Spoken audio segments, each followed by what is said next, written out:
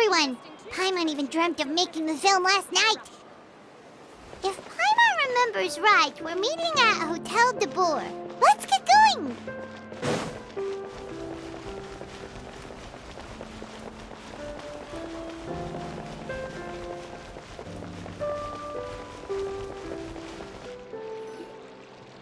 Ayaka! Yoimiya! You're already here!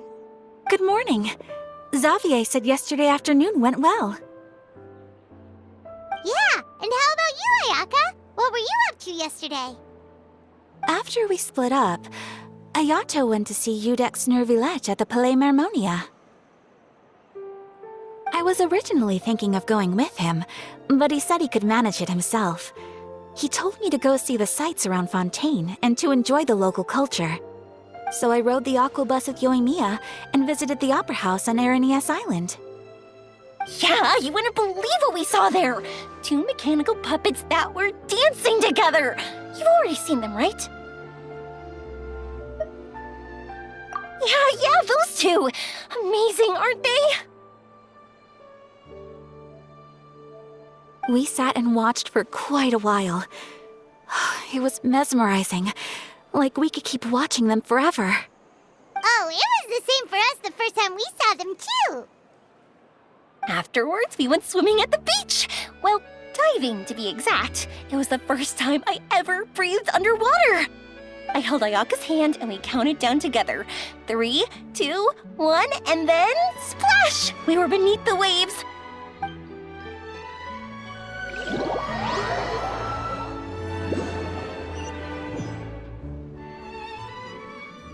At first, I didn't dare to open my mouth. But once I couldn't hold my breath any longer, I decided to take a big breath in. Turns out the water wasn't as salty as I imagined.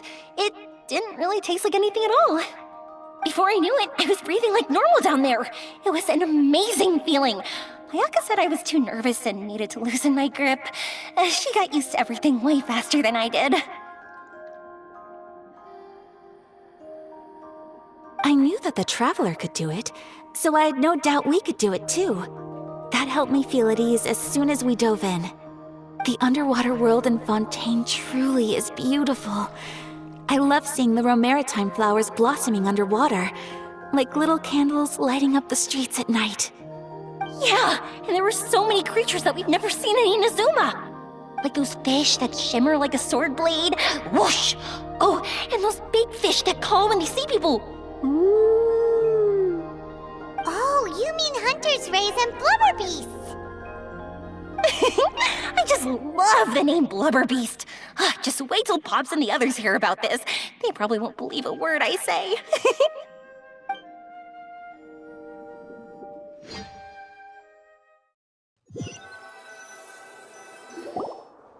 Yoimiya was down there for quite a while. It was dark before we finally rode the aquabus back to the city. I figured she'd want to sleep in today. Yeah, even I was worried that I wouldn't be able to get up. I still felt like I was drifting in the waves when I went to sleep last night. But as soon as I woke up today, I remembered that we'd all be shooting a film together, and I was ready to go. Speaking of the film, where's everybody else? My brother and Xavier were speaking to the restaurant owner about using the place as a filming location. They should be here soon. As for the others, We're here. Please excuse my tardiness. I just finished the Special Patrol's 6-mile morning jog. Wait, 6 miles? I'm so tired. I heard you all chatting, so I decided to come down. I sure could use some of that endless energy everyone else has. Good morning, everyone. Morning. Can someone fetch me a cup of coffee? More milk, hold the sugar. Sure, I'd be happy to do that for you. No, you can't go anywhere. Please, have a seat over here so I can get started on your makeup. The last thing I want is coffee stains on my costumes. I can get the coffee. It's the perfect job for an assistant.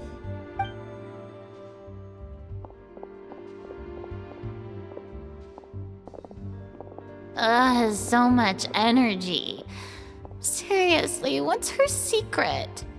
Oh, your Mia's always like that. But you sure look exhausted, Farina. It's because you're not used to waking up so early, huh? Of course not.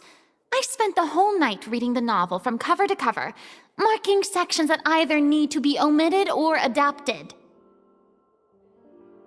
Wow, Paimon didn't expect you to be so thorough. Well, I was the biggest star in all of Fontaine after all. It takes more than just a pretty face to earn a reputation like that. I know how to get serious when the situation calls for it. I went all out when I was acting as an Archon, so why wouldn't I do the same for my own life? Here's your coffee, Director Farina.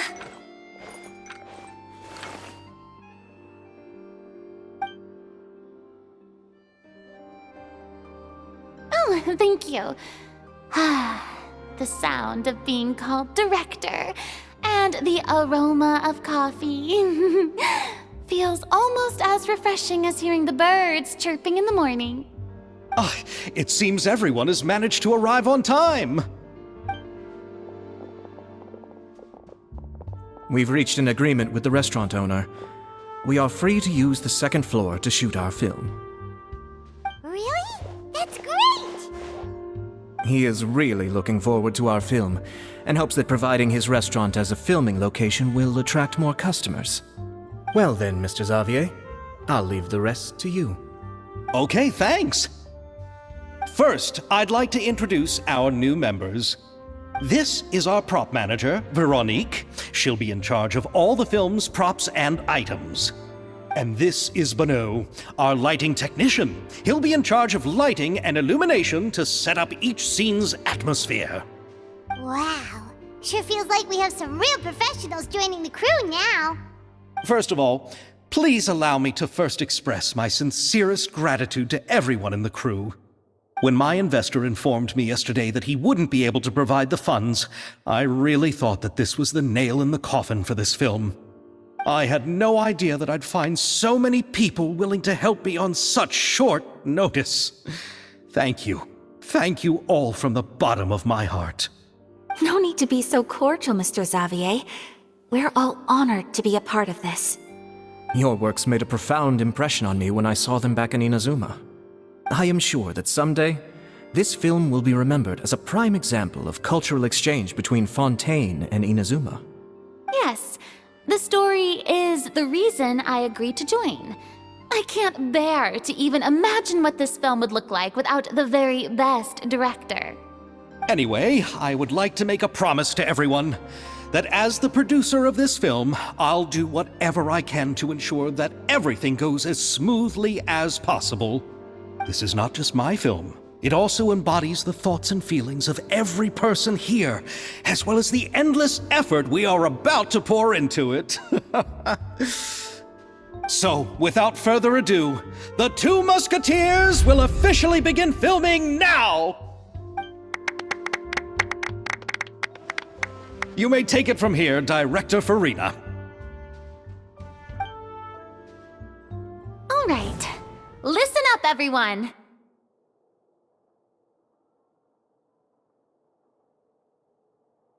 The first scene takes place when the two young musketeers are living at the Baron's home, still unaware of all that is about to happen to them. We'll need props and lighting to set the scene. Our lead actors can go get their makeup done, and extras, please take this time to go over your positions. Whoa, seems Farina's really kicking things into gear as the director. Is everyone clear? I don't want anyone traipsing around the set like umbrella finches. All right, cameras will start rolling as soon as the set is ready. Let's make a film that'll make some serious waves in Fontaine. Not the kind of waves that drown people. I mean, the good kind of waves. Seems like she's still a bit traumatized by that. Anyway, let's go see if there's anything we can do to help.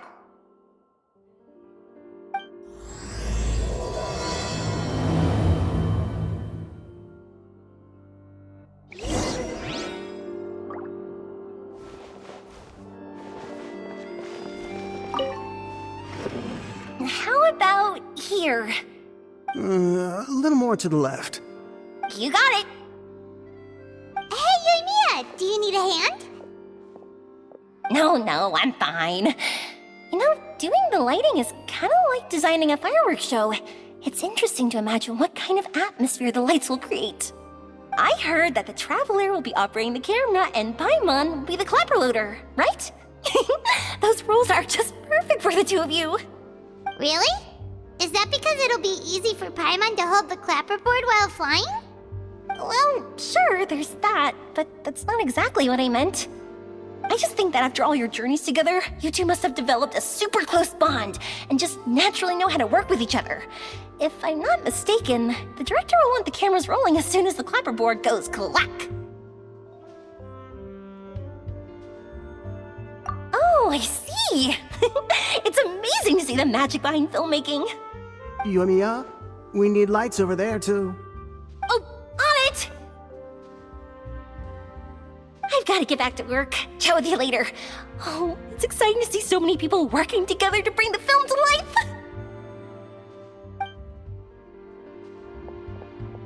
Seems like Yamiya's really getting into it. But she was right. We do have a super close bond, don't we? Paimon's really happy to hear that.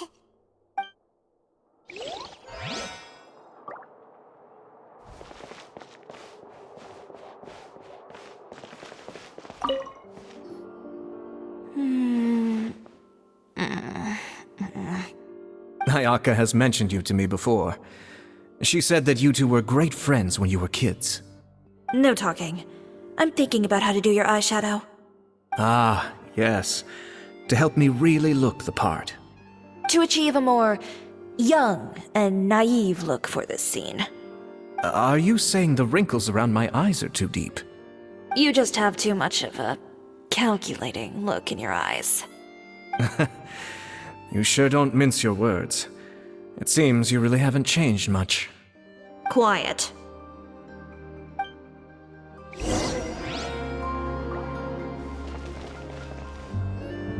So, this is a real musket? No, it's just a prop weapon. Not bad. Have you seen a real musket before? Only in books and newspapers. I made this one based on the relative shape and proportions I saw in reference images. When we're filming, some special gunpowder will be applied around the muzzle, which will help create the flash and smoke effects of a real gun being fired. Which means it'll be up to the actors to portray the recoil. That's right. The sound effects for gunshots will also be added in post-production. Thank you, Veronique. I think I know where to start now. However, the musket's gears and firing pin could still use some work. Adding some wear on the metallic components will make them appear more realistic. Also, be sure to rub the muskets with some oil each time before we start shooting. That'll give the impression that the firearms have been well maintained. Good point. You seem to know a lot, Miss Chevres. I assume you use these types of firearms on a regular basis? Yes, I perform routine maintenance on my weapons every day. Just like we as people need to eat and sleep, muskets need to be cleaned and maintained. I also perform similar care for my sword every day, and familiarize myself with its shape and weight, to the point where it feels like a natural extension of my body. Yes, this way, our weapons will never betray us in the heat of battle.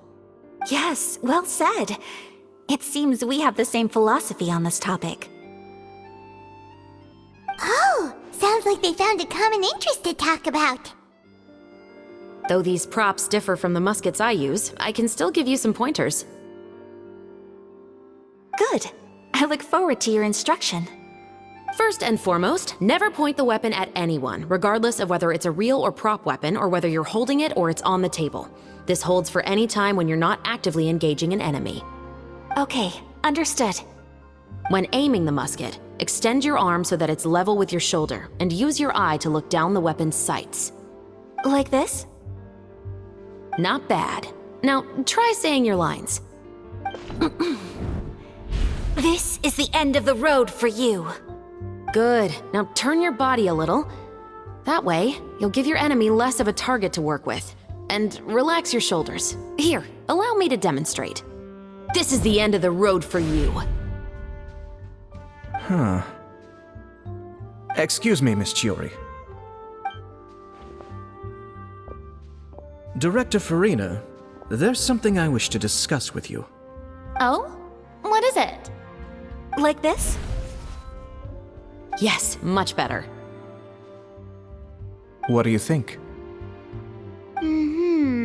I do see your point. But are you sure you wish to do this? I believe it would be most fitting. Well, if you insist. All right, I understand. Miss Ayaka, Miss Chevris, could the two of you please come over here? Huh? What's going on? Are we gonna start filming now? Let's go see. What is it? I have a question for you, Miss Chevris. Would you be willing to play the role of a musketeer? What? To clarify, I would like to turn over my role to Miss Chevris. But brother... Don't worry, Ayaka. I actually view this as a good thing. I was becoming troubled trying to set aside some time to speak to the staff at the Palais Mermonia. I would like to have some conversations about the cultural exchange between our two countries, and I've heard that the bureaucratic process here can get rather complicated. Now, I will be able to focus on my work. Besides, you also know that I'm not really one for public performances. Are you really sure? From a director's point of view, I also felt like the relationship between the two musketeers in the original story could be improved.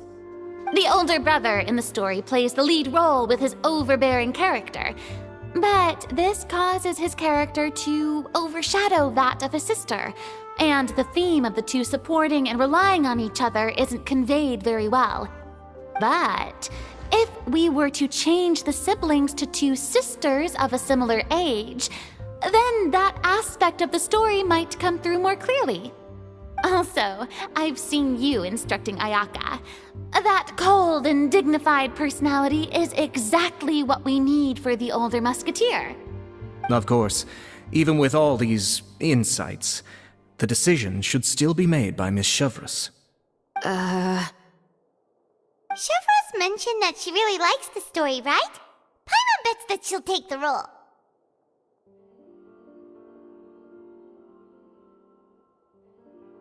All right, I'll take the role. Good. It's decided then. I'll get started on making edits to the script. We'll also need to make some immediate adjustments to the lighting, props, and costumes. I have a feeling that our adaptation will be even better than the original story.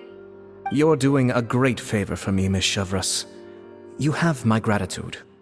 Don't mention it. I like this character, so if anything, I should be the one thanking you. Well, since my brother is the one who brought up the idea, I suppose there's no need to worry. Let's go, Miss Chevris. I look forward to working with you. Please, just call me Chevris.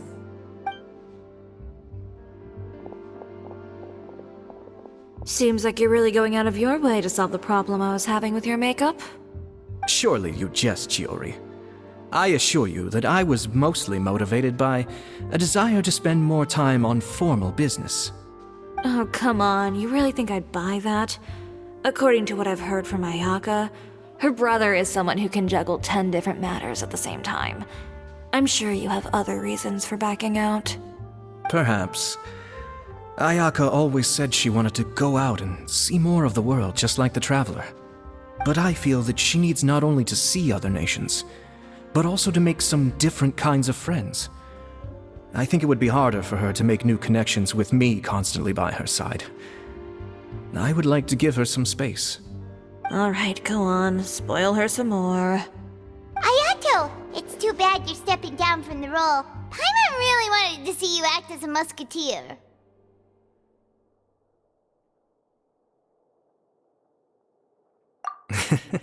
No need to poke fun at me. I'd wager that you also felt that I wasn't the best candidate for the role. It's a little hard for Paimon to imagine you saying those lines.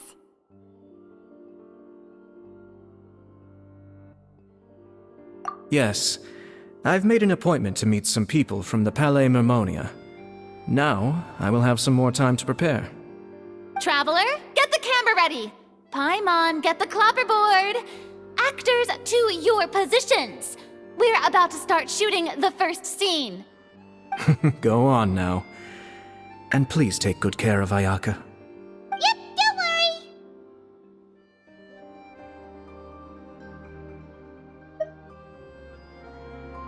Thank you. I look forward to seeing the film when it's finished. All right, now that we're all here, let me help set the scene for everyone. The first scene takes place when our two main characters are still living at the Baron's estate. They've been ostracized and verbally abused by others in the household, but they still have no idea why. We want to capture how naive and innocent they are despite their pain. Chevris will be playing the role of the older sister, Tulip, and Ayaka will be the younger sister, Iris. Be sure to get close-ups of the main characters at the right moment. Silence on the set! Lights! Camera! Action! Let's go! Tulip, Mother's been out for quite a while now. Perhaps she went to pick some flowers on the way home. You know how she loves flowers. Iris, Tulip, I'm home.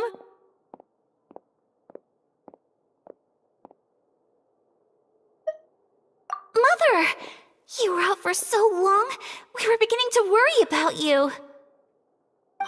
I'm sorry, but I'm back now, safe and sound. Here, I brought your favorite treat, apple turnovers. Mother, what are those bruises on your hand? Huh? What bruises? Oh, I must have bumped into something while I was working yesterday. But I didn't notice them this morning. Then perhaps they're from when I accidentally tripped when I was out just now. By the way, did you have fun playing at home? What's the matter, Iris?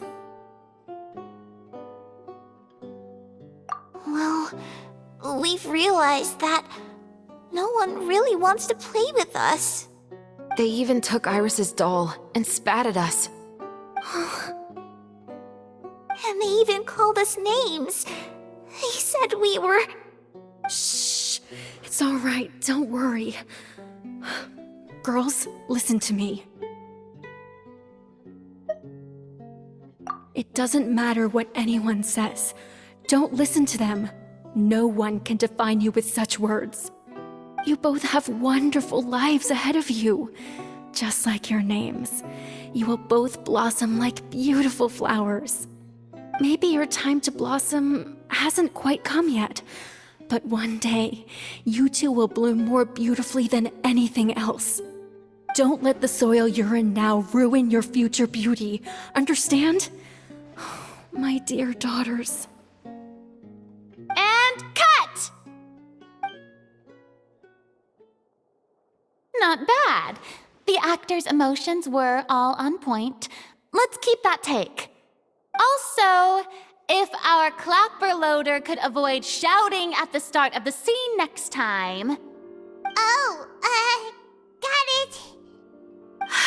Great. I was a little worried that my nerves would get the better of me. What about you, Chevris? I felt fine. The lines weren't too difficult at all. Seems like Farina must have adapted the role nicely. You two were great. I couldn't tell it was your first time acting in a film. You should have more confidence. Thank you for your encouragement. Positions, everyone! We'll move on to the next scene after we try a few more camera angles.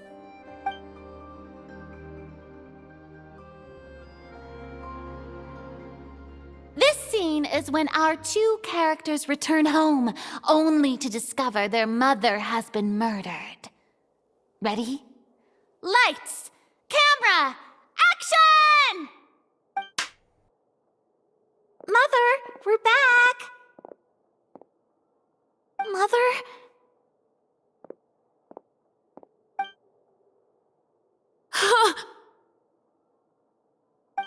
What's wrong, Tulip? Iris, stay away! Huh? Why? What's... Mother! Mother... She's...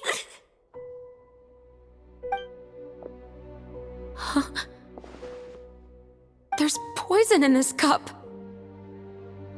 Huh? I could have sworn I've seen this kind of cup before. Those aristocrats. They didn't even try to cover up their actions.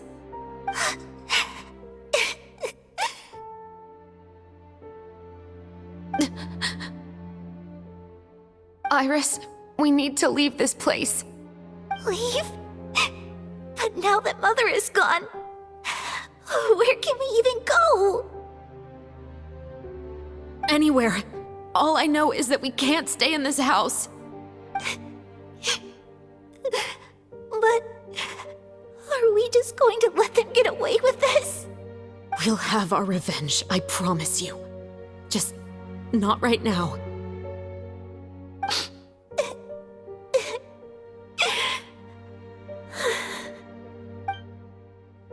Come on, let's go.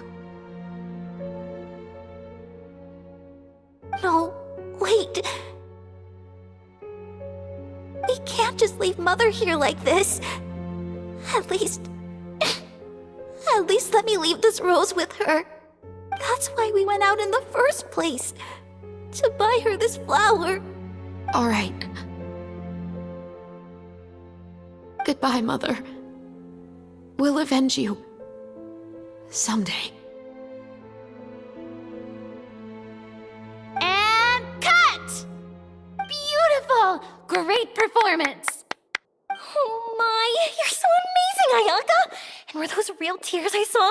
How did you do it? I was surprised too. Thank you for the kind compliments. Actually, as soon as Director Farina said action, I told myself not to think about anything. I just felt the weight of the moment and became the character. It's quite similar to practicing the art of the sword. You clear your mind and focus only on what's happening in front of you. Ayaka's performance was amazing. Have I discovered an acting prodigy? Pipe down, everyone! We need to move on to the next scene!